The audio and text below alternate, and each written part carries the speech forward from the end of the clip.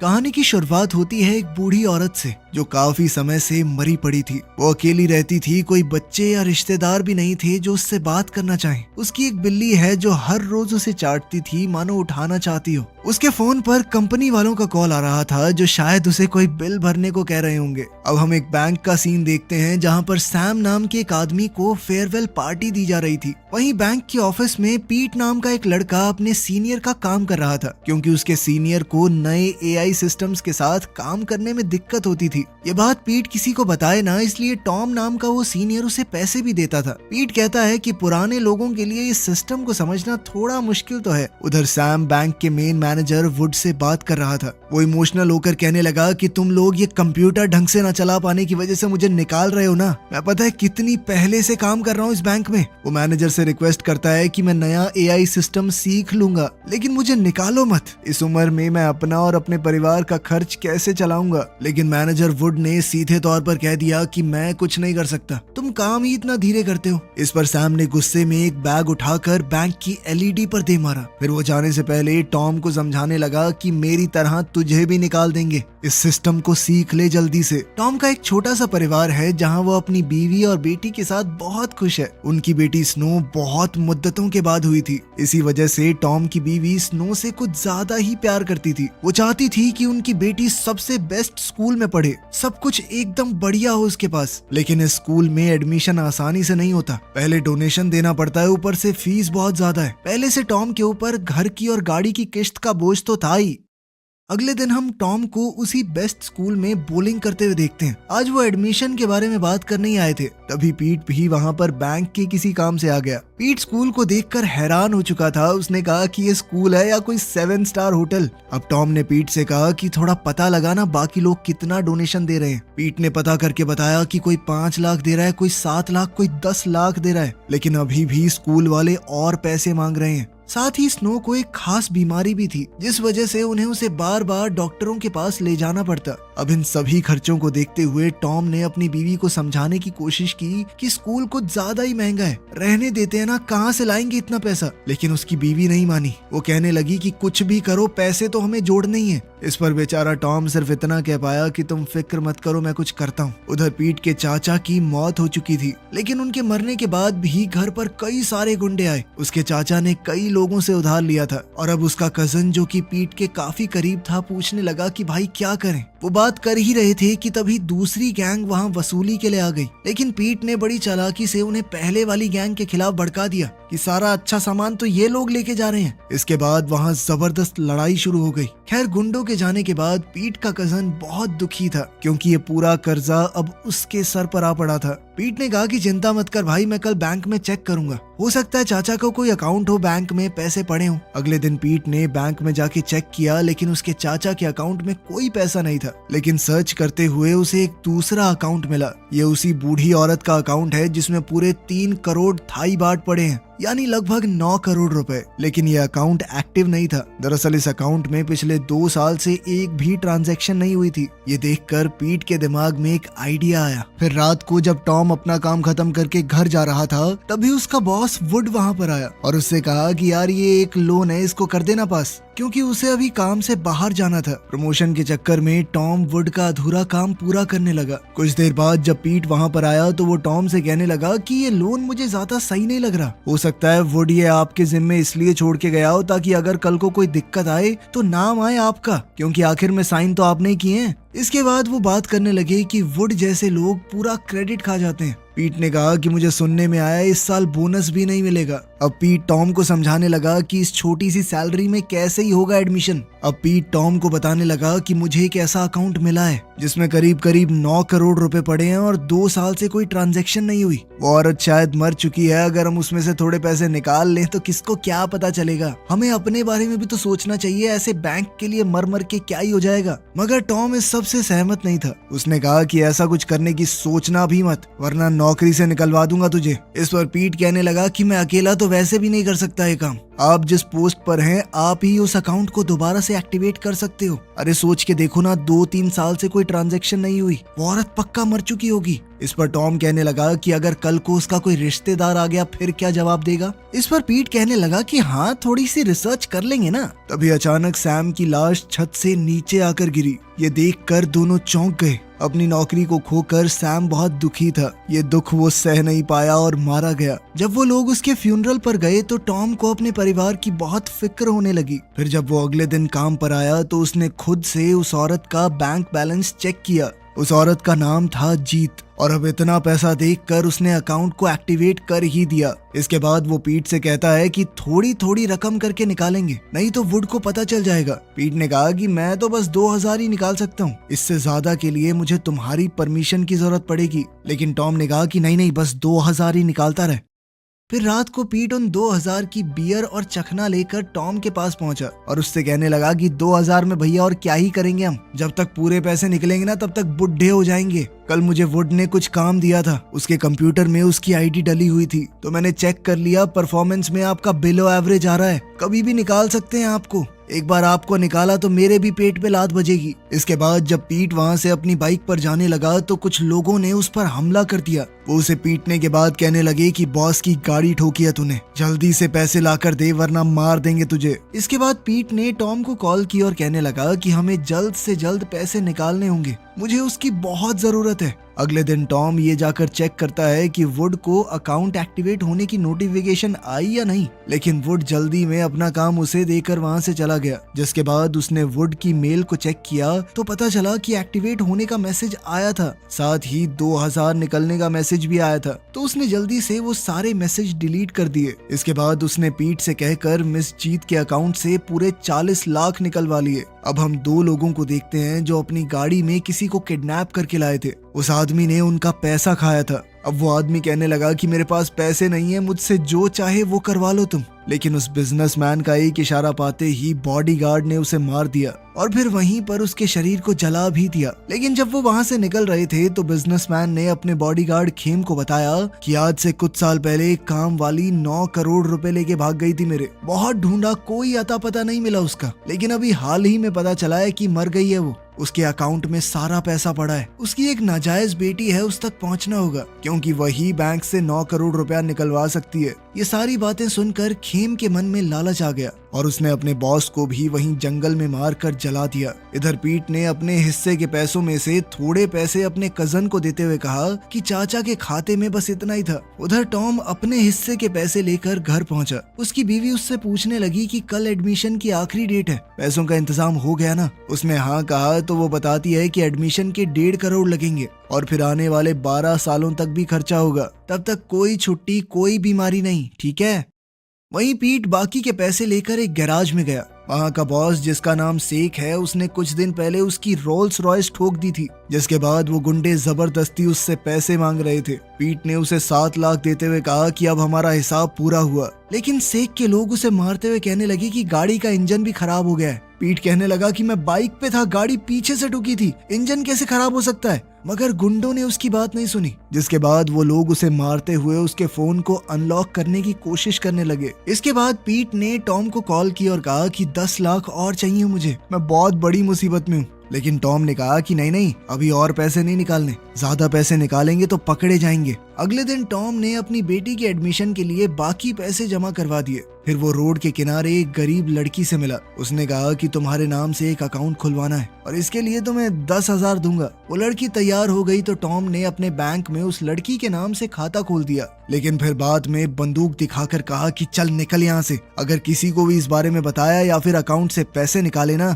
तो तुझे जान से मार दूंगा। बेचारी डरी सहमी लड़की डर के मारे वहाँ से भाग गई। इसके बाद टॉम की बेटी की पढ़ाई में जितना खर्चा होना है उसने उतने पैसे मिस जीत के अकाउंट से निकालकर उस लड़की के अकाउंट में ट्रांसफर कर दिए ताकि कोई भी इस चीज को उससे ना जोड़ पाए। इधर खेम नाम का वो बॉडीगार्ड वोडका नाम की एक लड़की से मिलने के लिए गया, लेकिन वोडका को लगा कि ये शायद कोई क्लाइंट है जो मसाज करवाने आया है। खेम भी शुरुआत में ऐसा ही दिखाने लगा कि उसका कस्टमर है, लेकिन फिर कहता है कि मुझे तुम्हारी असली माँ के बारे में कुछ बात करनी है। वो मेरे मालिक के करोड़ों रुपए लेकर फरार हो गई थी। वो तो मर गई, लेकिन अब तुम्हें सारे पैसे बैंक से निकालने होंगे। वोडका ने कहा कि मेरी माँ मुझे पैदा करते ही छोड़ गई थी मेरी आंटी के पास। अगर उनके अकाउंट में कोई भी पैसा है तो मैं तुम्हें दे दूंगी। मुझे उनसे या उनके पैसों से कोई लेना देना नहीं है, उनसे जुड़ी कोई चीज नहीं चाहिए। अब वोडका खेम के साथ जाने को तैयार तो हो गई, लेकिन जाने से पहले उसने अपने साथ कुछ इंजेक्शन रख लिए। उधर टॉम की बेटी का उस बड़े स्कूल में एडमिशन हो गया था। इससे टॉम बहुत खुश था, पर तभी अचानक उसके मोबाइल में एक अजीब सा मैसेज आया। दरअसल जिस लड़की के अकाउंट में उसने पैसे डाले थे, उसने एक ही बार में सारे पैसे निकाल लिए किसी और ब्रांच से। जिसके बाद वो गुस्से में उस लड़की को ढूंढने पहुंचा। उसे बंदूक दिखाकर पूछा कि मेरे पैसे कहाँ पर हैं। लेकिन आज वो अकेली नहीं थी, उसके साथ उसका एक दोस्त था जिसने टॉम से बंदूक छीनकर उसे नीचे गिरा दिया और उसके कान के पास 3 गोलियां चला दी और कहा कि अगर दोबारा यहाँ कभी दिखा ना तो ये गोली तेरे भेजे में डाल दूंगा। तेरे जैसे पोपलू को मैं दूर से पहचान जाता हूँ। इसके बाद टॉम एकदम चुपचाप चला गया। अब वो सोच में पड़ गया कि आखिर बाकी पैसे कहाँ से लाए।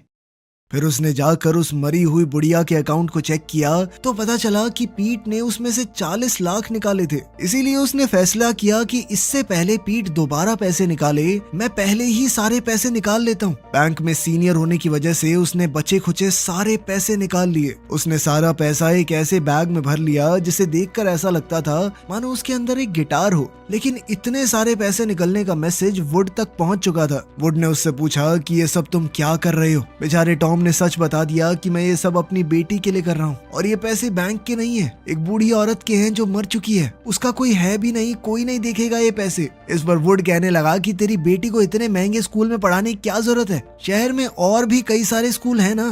अब टॉम ने उसे लालच देने की कोशिश की कि भाई मैं तुझे आधा पैसा दे दूंगा, नहीं तो एक काम कर तू 70% रख ले। लेकिन वुड नहीं माना। उसने कहा कि मैं तुम्हें एक चांस दूंगा, चुपचाप ये सारे पैसे यहीं छोड़कर चले जाओ वरना जेल की हवा खानी पड़ेगी बेटा। अब बेचारा टॉम उदास होकर सारे पैसे वहीं छोड़कर चला गया। लेकिन जब वो अपनी कार में बैठकर परेशान हो रहा था तो उसने पीट को कॉल किया। उससे पूछा कि कहाँ है भाई तू, जो तूने 40 लाख निकाले थे उसमें आधे पैसे मुझे भी दे। पीट ने उसे एक एड्रेस बताया और कहा कि यहाँ पर आजा, ले ले अपना पैसा। इससे पहले पीट निकलता उसकी नजर वुड पर पड़ी, जिसने वो पैसे बैंक में जमा नहीं किए बल्कि उन्हें अपने साथ घर लेकर जा रहा था। लेकिन इस वक्त वो कुछ नहीं कर सकता था। अगर उसने कुछ भी बोला तो वो ही तो पकड़ा जाएगा। पैसे निकाले तो उसी ने थे ना। इसके बाद टॉम सीधा पीट के पास गया। पीट को सेक नाम के उस गैंगस्टर ने ही किडनैप कर रखा था। जब टॉम वहां पहुंचा तो उन्होंने उसे भी पीट कर बंदी बना लिया। इसके बाद सेक ने टॉम से पूछा कि तुम्हें एक मरी हुई औरत के अकाउंट में पैसे मिले हैं ना, चलो अब उस अकाउंट का सारा पैसा मुझे ला कर दूं।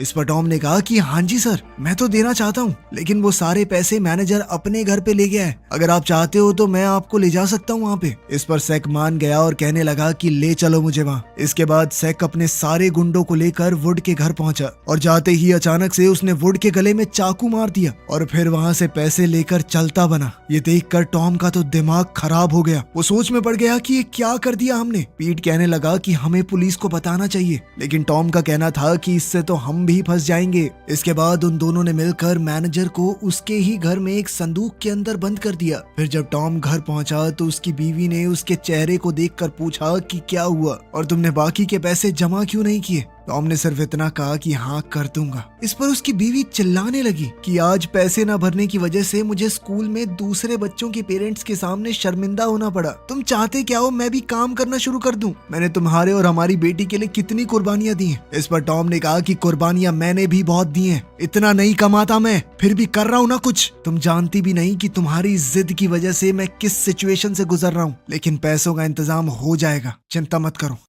अगले दिन पीट और टॉम बिल्कुल सही वक्त पर ऑफिस पहुंचे और बिल्कुल आराम से अपना काम करने लगे मानो कुछ हुआ ही नहीं, ताकि किसी का शक उनके ऊपर बिल्कुल ना जाए। लेकिन तभी उस मर चुकी औरत मिस जीत की बेटी वोड का पैसे लेने आ गई। पीट ने कहा कि आपके पास क्या सबूत है कि आप उनकी बेटी हैं, जिस पर वोडका ने अपने कार्ड पर अपनी माँ का नाम दिखाया। इस पर पीट ने कहा कि ये नाम तो और भी औरतों का होगा देश में, और फिर उसने घबरा कर कहा कि मैं अपने सीनियर से बात करके आता हूँ इस बारे में। अब उसकी हालत खराब हो रही थी और वो टॉम के पास पहुंचा कि भाई उस लड़की की बेटी आ गई है यहाँ पे, क्या करें। तब टॉम एकदम नॉर्मल एक्ट करते हुए बाहर गया, लेकिन अंदर से तो भाई की पिचुक पिचुक हो रखी थी। तब उसने वोडका से कहा कि देखिए, नाम वाली चीज तो सिर्फ एक इत्तेफाक भी हो सकती है, आपके पास कोई और सर्टिफिकेट है? तब वोडका कहने लगी कि मेरे पास बर्थ सर्टिफिकेट है, लेकिन वो तो गाँव में है मेरी आंटी के पास। लेकिन तभी खेम ने कहा कि वो बर्थ सर्टिफिकेट मैं लेकर आया हूँ। ये देखकर वोडका डर गई कि ये गुंडा मेरी आंटी के पास गया होगा। हो सकता है उन्होंने प्यार से बर्थ सर्टिफिकेट ना दिया हो, आंटी को मार तो नहीं दिया इसने।